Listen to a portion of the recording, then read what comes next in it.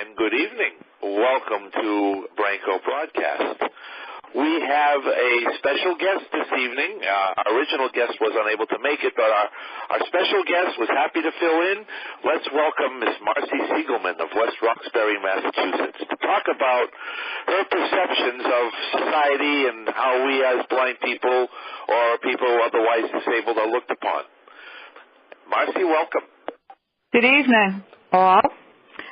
I was talking with Bob the other day about how we as a society are left out.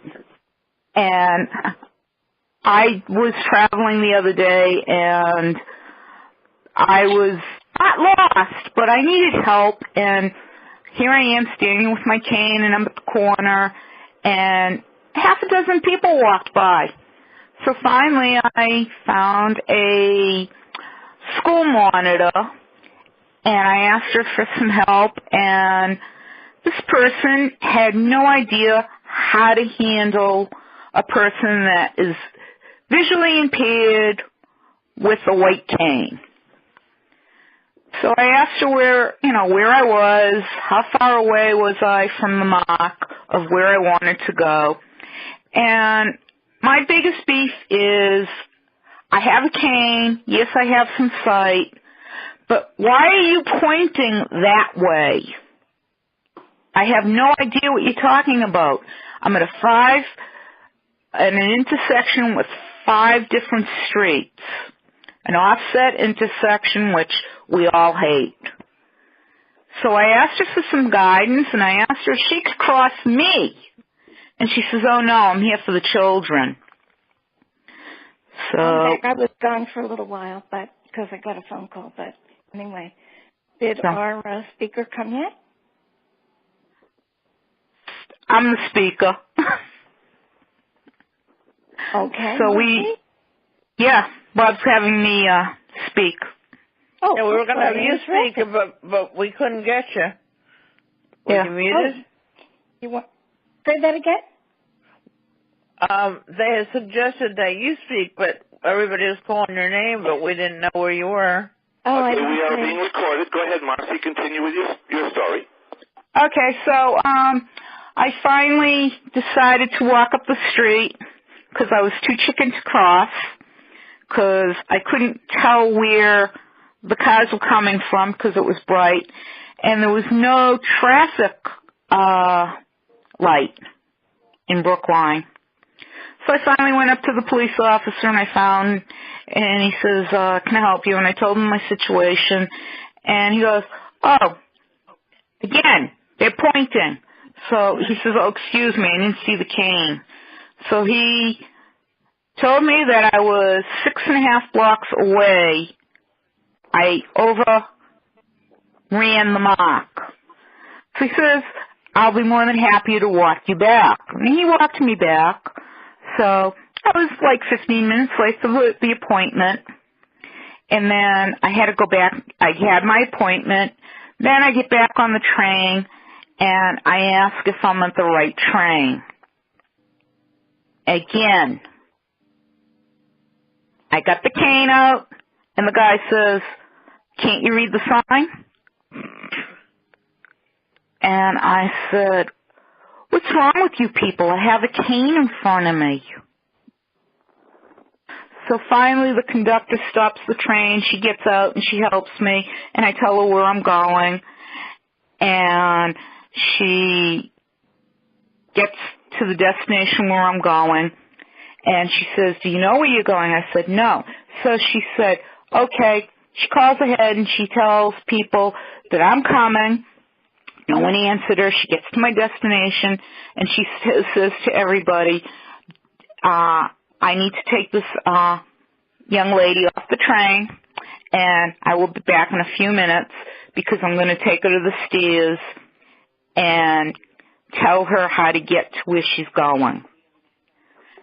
So I said to her, you have made my day because you went through all the steps that somebody should go. I took her name, I took her number, and I called the T and recommended an award for her. So that was one day. and I decided that I was going to try to hook up with my senator and my counselor in West Roxbury because we are not getting enough help. I've found 15 blind people in West Roxbury that have moved here within the last 2 years. And that is because all the different places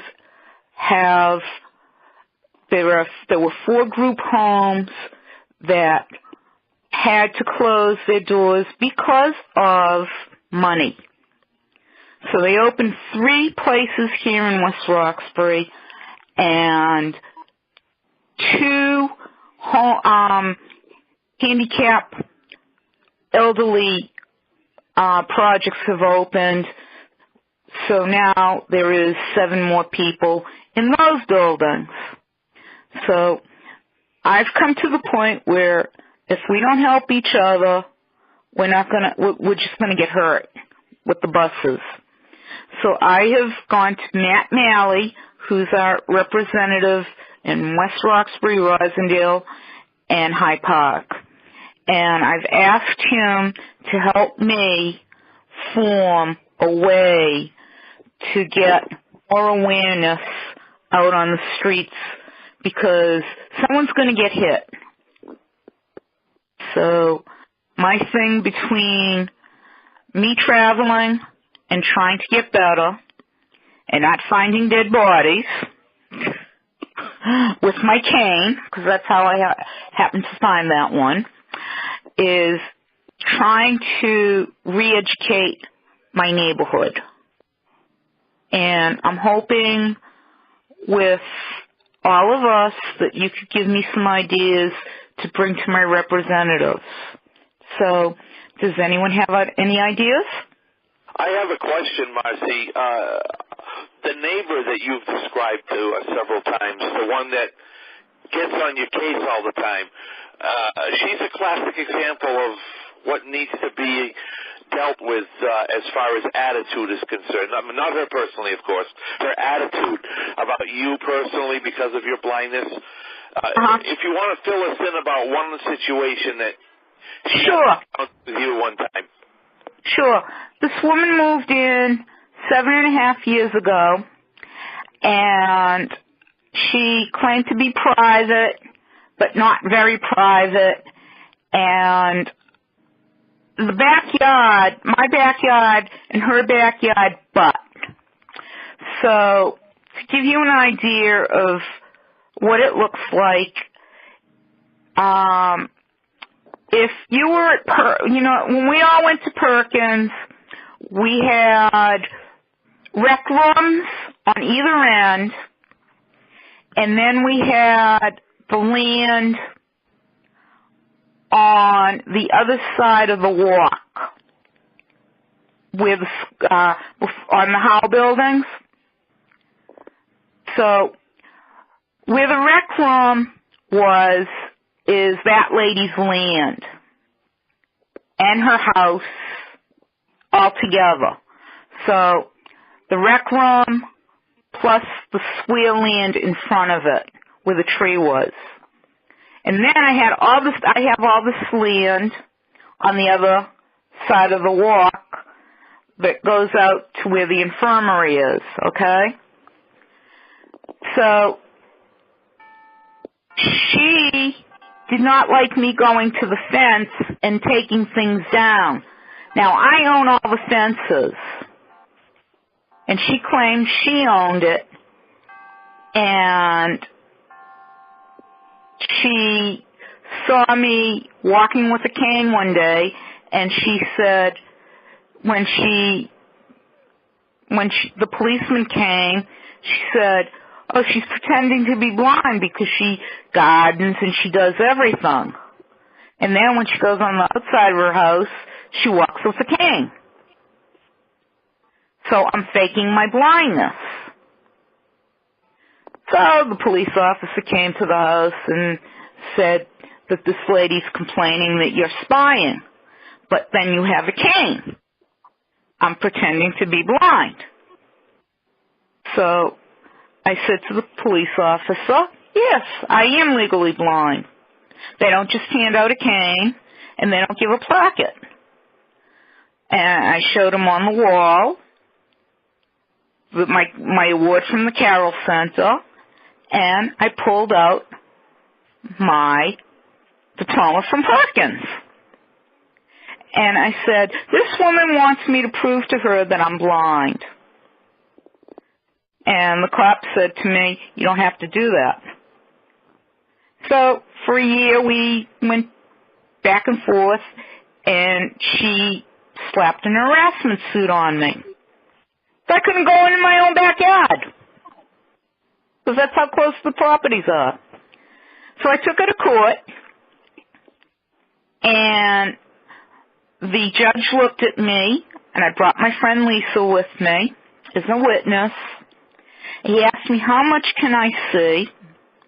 I told him how much of the face I could see. And he looked at my lawyer, and he looked at everybody else. He rolled his eyes. I didn't see this because I was too close. And I won the court case. He threw it out. And ever since, she's been giving me a hassle of doing things. So if I go in the yard and she's out in the yard, she'd slam her door. So I just ignored her, and she put up a fence, and now she stares at me. So that's what it's like being legally blind in a sighted world in West Roxbury. So I don't think it's only West Roxbury, as we all know. No. That's just But I'm just saying. Of what happens. Tricky business. Yeah, it's tricky business. But I want to make people aware of what goes on with people that are either totally blind, or like myself, or somebody that's like losing their sight. Because I do have a neighbor up the street that has diabetes, and she's losing her sight. And it doesn't function. You know, when people travel, I mean, I see this, I don't know how she's going to do it. I can't think of how she's going to do it because, you know, she's in her 70s, maybe 75. She's losing her sight, and she has a mobility instructor coming out working with her. And I don't know, somebody else trying to teach her Braille. But she, I don't think, is going to be able to read Braille because of her fingers. But, well, do you know if she has neuropathy? Oh, yes, she does. Something that you're thinking that might be going on. Yeah, because everything we do, you know, I try to help myself just like everybody else, but it seems like, oh, blind girl is sighted. Well, yeah, I have some sight. You don't have to be totally blind to be legally blind. I think that's what people have problems is because I wear glasses, so people, even though I have my cane, people like, can you, and they point like you said. And that's just it. So I have glasses, fight, you know, yeah, and I carry the cane. Yeah. But like I was talking with Matt O'Malley, who's our rep, he said he agrees. He says he's seen too much since he's done this, and he's trying to figure out a way to help all of us, but he hasn't. Every time he opens a door, it's only a crack, and he's trying to get people. What do you want him to do, Marcie? Hmm? What do you want people to do? Well, I want to help the people in the neighborhood that can't see because there's not enough awareness. I don't know how Roxbury is set up, but I know here in Burlington, we have 7 wards within the city of Burlington. Each ward has its own neighborhood advisory committee that advises the police and neighbors, and they look out for one another. Police are assigned to that area. Each of your aldermen, your city council are there, and they work very closely with these groups. You can get on the agenda before the city council. You can have your representatives from your individual neighborhood present these things. You're given agenda time where you can go before, where news media, everything covers the council meetings. There are we went to the group. You've got to be on the agenda. You've got to work closely with your neighborhood organizations and your representatives, and it can be done. And you as a blind person need to also learn how to communicate better, because when you ask a question, where is such and such, if you know how to properly ask the question, it's a lot easier than having somebody respond, well, it's over there. Yeah, I have worked with the Civic Association and Home Improvement, and they themselves have tried to get extra signs up and to change the walk lights so that one, that it will make a sound of some kind, and that the lights that change colors with the man, you can't see it because it's sunny and there's no square around it. Have you gone before the traffic commission to get the lights changed? Yes, I have. And they go, when the way they change them here, which is wrong, when they go to change the pole, when it dies out and they have to replace it, then they will replace the boxes.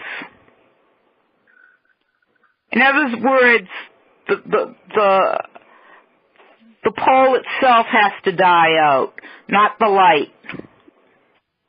I have to bring up a subject to a related topic, Marcie, because, you're talking about attitude and, people think that you aren't blind and whatnot. I'm going to relate 2 incidents. Number one, when I first went to Perkins back in the day, 1969, one of the first reputations that I had, even from some of the staff, was that I had a lot more sight than I was letting on. In the first place, why would I end up going to Perkins if I wanted to, to get home? Why would I want to fake my blindness just to get away? No one wants to get away from their homes. They want to be at home. You go to Perkins because you have a condition called blindness. That's why you go. But some of the staff thought that I had a lot more sight than I was using. And that was a very stomach-turning reputation, to say the least. But also, I've heard cases where people walk around with guide dogs, and one reputation that one lady had was that, she had too much sight to have a guide dog. Well, maybe the school thought she had just enough sight to have one. Who's to say? I can't get inside people's brains and feel how much sight they have or don't have. So it's a tricky business. So I feel that, we get a bad rap of what we're doing.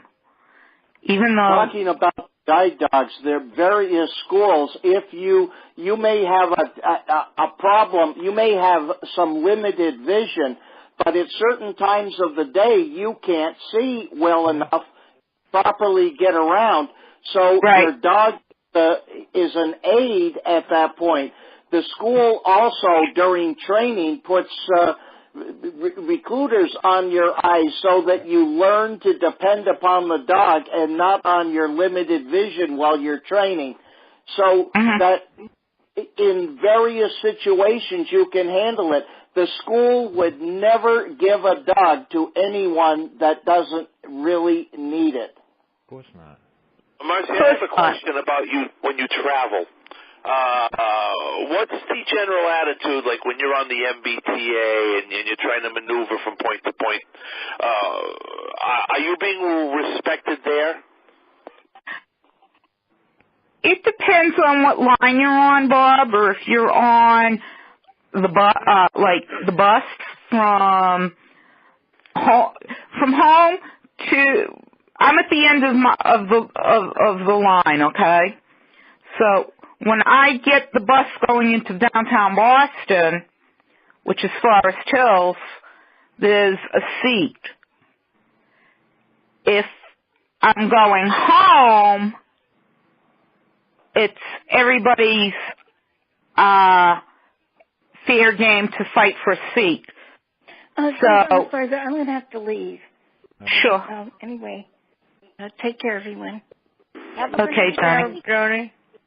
Would it be beneficial for you, Marcie, if you requested additional orientation and mobility to learn the routes that you need to go and have one of the parapatology or orientation and mobility people from Boston College or Boston University work with you to show you those? I think my mobility is pretty good. To work at the time that the light it doesn't benefit what vision you have? Well, I did that once with one of the instructors, and she said, she worked with me for about three weeks, different light times, dark, twilight, highlight, and she said that I travel well. The things I don't see well is I have problems with depth perception at times. Yes, because I heard you mention earlier that you have problems crossing streets and listening to traffic to know how cars are coming in at various angles. That would be appropriate for these parapathology students to work with you to help your skills improve in those areas. You're right, Alan, because I've been doing that with my mobility. I've actually been crossing streets occluded because I can't rely on my vision, so it really builds your confidence, but that's your own decision. Yeah, I mean, I called... do, Marcie, is stand on a street corner with your orientation and mobility person and let them know when you think traffic is clear to go, but don't cross. Let them know when traffic is going, whether there's a right on red. Once you become so familiar by listening to traffic, you can do it, and then have them help you in the crossing and to determine whether it is a through intersection, a T intersection, or streets coming in at various angles, or whether those intersections are also computer generated. Because many times if there's no traffic coming from another angle and you could be out in the middle of the street, the way the computer works is that they can allow traffic to flow and you could be hung out in the middle of the street to dry. Marcie, this is Lauren, and I'm going to have to go.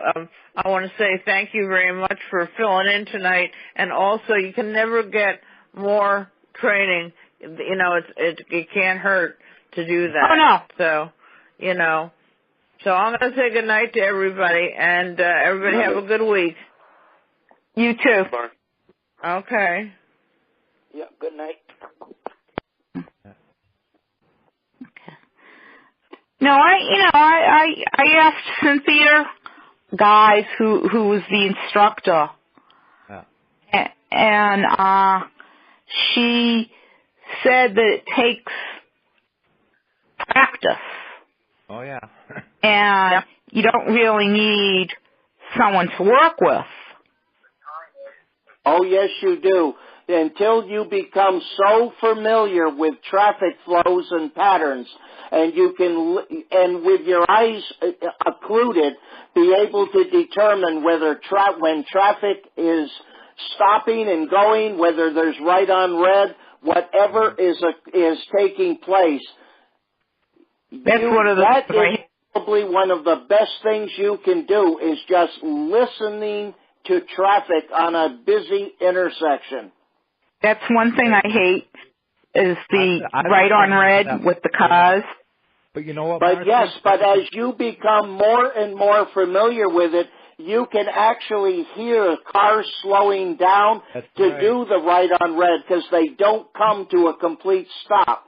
And you can become so familiar with your mobility, and that's what you want Boston College and Boston University to work with you.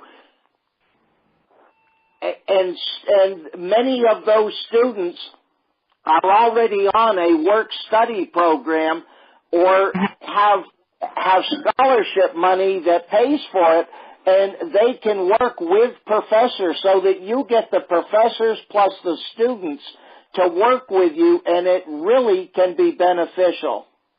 I'll agree. All right, that sounds good. I'll look at that. I was just going to say that because I used to be the right on red was driving me crazy, but today I'm walking and listening, and it's like I know he's going to turn right, or whoever it is going to turn right. So you get that confidence, build it up, and practice. But yeah, those big intersections in Boston are really daunting. But it's just going to take, Also, if you know where you are in relationship to things, because certain streets are one way, some streets are two way, some streets are light directed. But as you're going, you know that there are bushes on your right. There may be a wire fence on your left on another corner. Just by knowing the area and by walking it enough, you will know sidewalks, so it'll be a little more difficult to become disoriented because just by walking and familiarizing yourself with the neighborhood over and over and over again, it'll become second nature to you. That's right. True.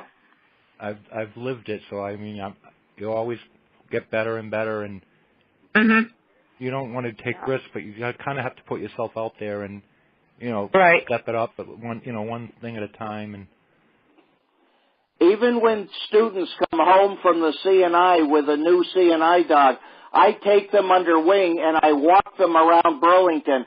I first start them into their own neighborhood. I show them their streets, work them into the semi-business and then the business, working them down the marketplace, showing them where to catch the buses here in the area. Even though they may know it, by using a dog in an area where they're not really familiar, it's beneficial because their dog builds up confidence working with a dog such as mine that has travel maturity. And I would walk with you. If I lived closer to you, I would be a matter of fact, I would consider it an honor to walk with you and show you the streets and use my expertise of crossing streets and listening to traffic to help you out. Thank you. Anybody else? Karen, Dawn, anybody? I was just going to say, Marcie, I find tea very helpful when I go into Boston if I'm going to an unfamiliar place, such as South Station, which is confusing for anybody who doesn't go there often. They will call. Oh yeah, it is confusing because and the tea has come a long way that way. You had to know exactly. If you were going somewhere, you just had to know it. But now you can get some assistance. Yeah, we also have a neighborhood community on computer People went door to door and got people's email addresses, putting them in, so we can get on there. And if we need anything like a babysitter, we need a ride to the doctors, we need help orienting ourselves to new streets, you just put your needs out there, and you'll be surprised. Your neighbors will come running.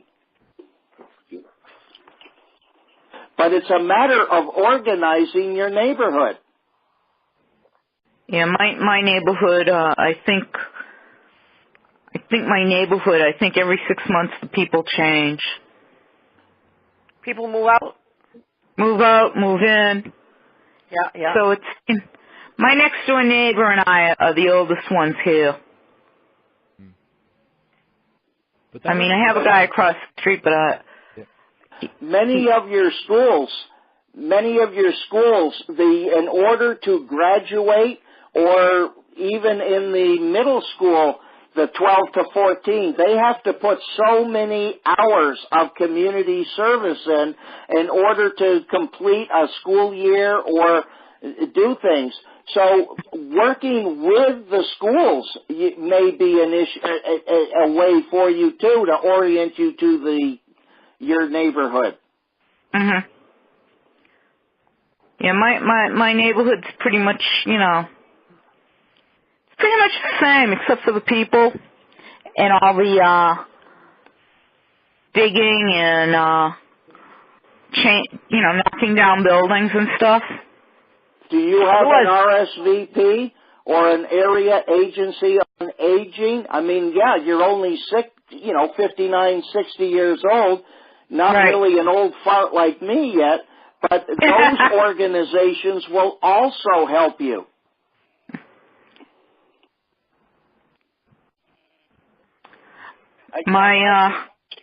Yeah, this is just an observation. Sure. In general, but the public is more informed of blindness versus years ago, but there's still a lot of weirdos out there. Yeah, there are. I think the Aid for the Blind has left West Roxbury. I feel that things have gone backwards. Oh, yeah, it could be. Yeah. It could be, yeah. I think it depends on the situation, because, like, if I say, where am I, or where is the supermarket, even with my cane, they're going to point. But if I say, I'm really legally blind, or sometimes I'll just say, I really have really tough time seeing, and, I can't see very well, and can you help me? And then they notice the cane, and I'm not saying that always happens, but I found it generally. I say, hey, I'm blind, and, I get most of the time. This is one of the reasons why I'm so glad that we still honor White Cane Awareness Month here in Massachusetts in the month of October. Oh, yeah. No matter what governor we have, we honor that. And I think that'll always be important. There's always going to be people who don't know the laws for white cane, especially when you're behind the wheel of a car. Yeah. You cannot get a driver's license here without answering at least a half a dozen questions around white canes here in Vermont. Mhm. Bob, is Massachusetts the only state that has White Cane Day? I That's think international. it's national. It's national. Oh, no, it's national, because I looked it up. It's all over the world, Oh, it is. Oh, okay. as far as I know. I didn't know that. No, it's national. I actually looked that up myself. Okay. National? Yeah. Okay. You have an issue that I don't have, though, Marcie. You're a woman, and for a woman to go out at certain times of the day in an area that could be considered a difficult or rough area, you could be harassed, or you could ask a direction, and somebody could give you the wrong direction just to think, well, like, hey, here's an easy mark. We could rape this woman. Yeah.